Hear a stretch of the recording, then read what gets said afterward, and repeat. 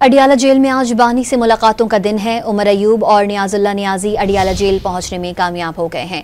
साहबजादा Hamid Raza, Allama Raja Nasir Abbas, opposition leader Punjab assembly Ahmad Khan Bhuchar को police ने रोक दिया। दूसरी जानिब रावलपिंडी की इंसदादे दहशतगर्दी अदालत ने जेल सुप्रिंटेंडेंट को इस्लामाबाद हाई कोर्ट और जेल रूल्स के तहत अलीमा खान को बानी से मुलाकात करवाने का हुक्म दे दिया। तफसीलात जानते हैं डॉन न्यूज़ के नुमाइंदे ताहिर नसीर से। जी ताहिर नसीर, मजीद तफसील से आगाह कीजिएगा।